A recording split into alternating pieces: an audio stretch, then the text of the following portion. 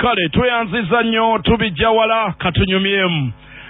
Nkimanyi buli omu ali eyo ebbugumu lya kalulu lisembedde era nga abakebera enkalala beeyongera okuba nga basukka ebitundu ebyenjawulo nga Kampala ne Wakiso. Abantu batandise okwemulugunya nga bagamba nti waliwo abantu abapya feesi empya ezisemberedde nnyingi ennyo, tebanategeerawo abantu bano gye bava era batuuze baawa bataka baawa naye nabo weebali ku nsonga y'okukebera enkalala.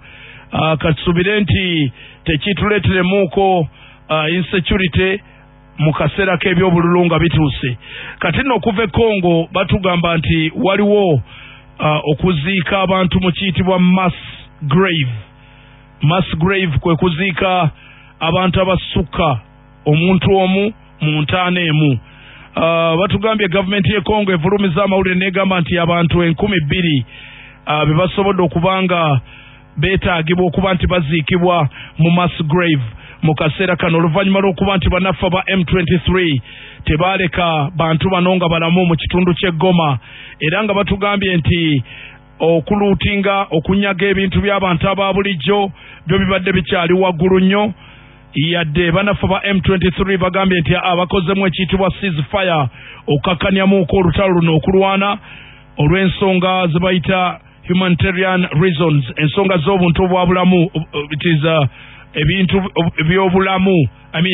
Waliwo okuteesaga, waliwo kye balaba nga waliwo obulamu bw'abantu obuggwawo, amalwaliro gakubyeko, abantu beetaaga obujjanjabi, so bo ne batuulamu ne bagamba no, there is need okukakkanya ku lutalo luno.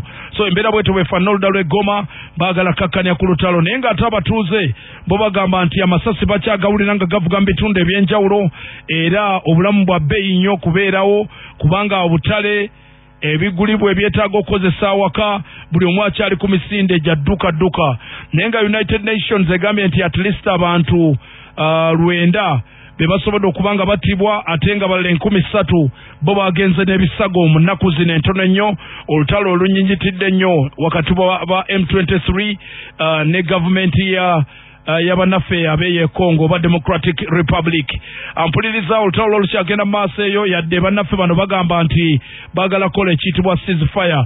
Abavuzi b'ebidduka ebinene abadde batwalayo ebyamaguzi ebyo byo byazikidde dda era nga bizinesi mu kitundu ekyo tekyali bizinesi yadde n'akatono. So ekyo twagala tukikoneko katono awo oluvannyuma tusobole okuba nga tuwolekera tulabe ebirala. Amawulire twagafunye dda agaba accountant general n'abalala 7 bakwatiddwa olwa ssente za Bank of Uganda ezaabula. Ekyo kyo kiri ku rekodi kati era wetwogerera bannaffe bano fayiro zaabwe zongeddwayo ku Natete Police Station ne Kira Division. Sente ezo zayogerwako ziri $1,16,000 mu sente za Uganda bwe buwumbi 6. Sente zaabula mu tterekero lya Bank of Uganda ate nga yekulira banka zonna mu Uganda. Ekyaleka bana Uganda nga buli omu yeeraliikiridde agamba kyekiddako sente zaffe ze tutereka zikyaliyo oba nedda. So bannaffe bano bakwatiddwa mu mbeera efaanana bw'etyo, ekyo sijja kukiwangalirako nnyo guge mawulire nago agaliwo. Naye nga bannaffe ba NUP balikola kyonna ekisoboka okusobola okuba nga balaba nti beddiza ekifo kya Kawempe omukulu Segirinya kye yalimu. So bonna balikola emirimu gitali myangu naye nga akalulu kano batulaga nti no bakeetaaga. Ampuliriza Kyagulanyi Ssentamu agenze maaso n'aba nga azza omuliro eri ebigambo President Yoweri Museveni bye yazza eri bannaffe abakooti oluvannyuma lw'okusalawo nti tewali muntu wa bulijjo ateekeddwa kuvunaanizibwa mu kooti y'amagye.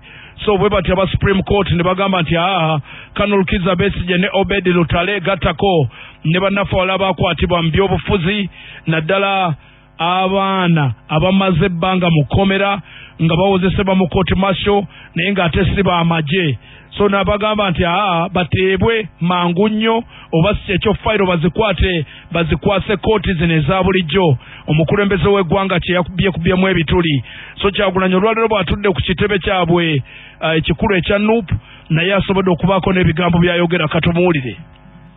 Machete and other comrades have spent in jail more than 4 years.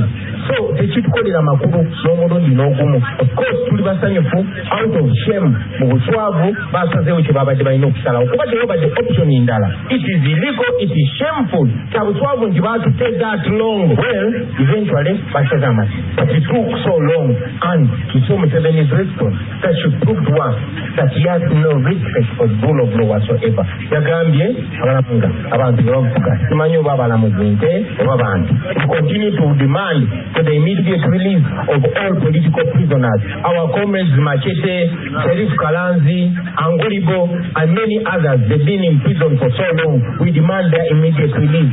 We demand the immediate release of Dr. Kiza Besigye and all political prisoners. Right now, as we speak, Museveni and the military are in contempt of court. They are undermining justice. Mpuliriza kinana mwenda Kasirisenya Nabasa Radio sijja kusukawo wano mbebaza okutuwuliriza program tugiwumbye